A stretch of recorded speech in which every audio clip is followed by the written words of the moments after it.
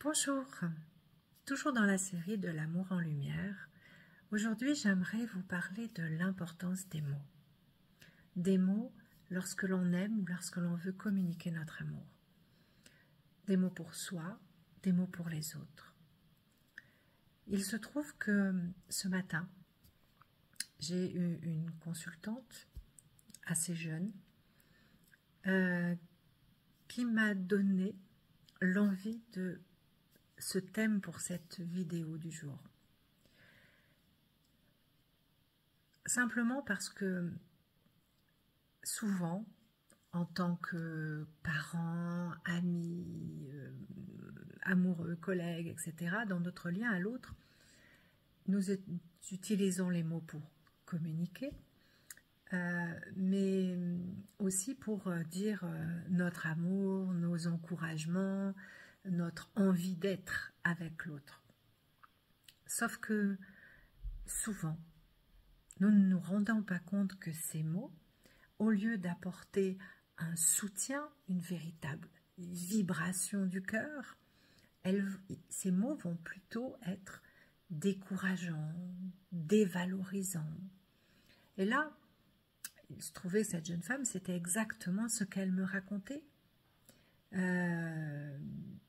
Des personnes autour d'elle ne se rendant pas compte que, par exemple, en valorisant une personne à côté d'elle, comme pour lui montrer un exemple, ils étaient juste en train de lui dire bah, « toi, t'es pas aussi bien ».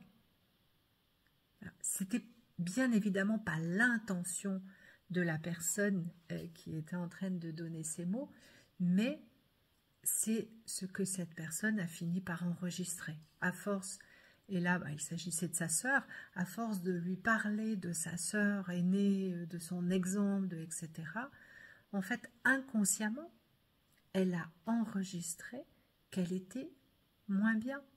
Et que même si elle peut adorer sa sœur, et ça aurait pu semer une zizanie dans la fratrie.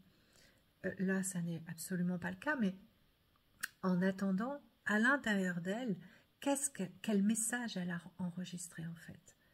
Et on ne se rend pas compte de tous ces mots que l'on prononce pour notre entourage et qui ne sont finalement pas des mots encourageants. On les pense empreints d'amour, mais ça n'est pas de l'amour, ce ne sont pas des mots d'amour. Les mots d'amour, ils sont valorisants. Ils donnent envie d'aller plus loin, de se dépasser, de se surpasser même. Et nous avons une grande tendance à utiliser plutôt des mots, soi-disant pour encourager, mais plutôt dévalorisants, plutôt critiques, plutôt négatifs. Voilà. Et puis, deuxième effet, c'est aussi pour soi. C'est-à-dire que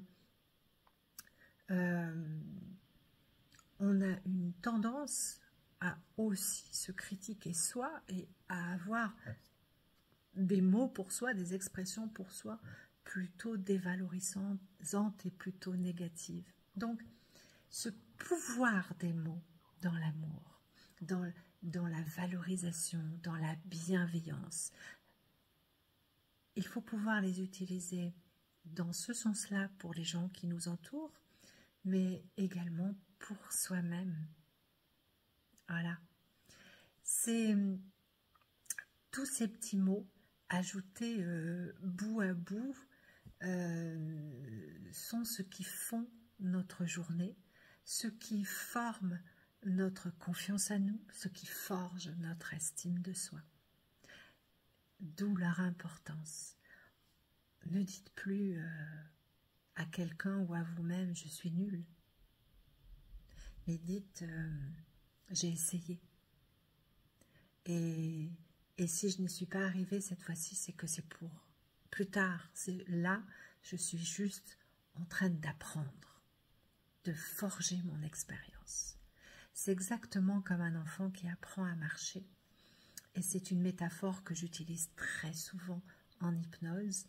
Un enfant qui apprend à marcher, chaque fois qu'il tombe, il ne se dit pas « je suis nul de tomber ». Non, il s'en sert d'expérience pour apprendre à marcher.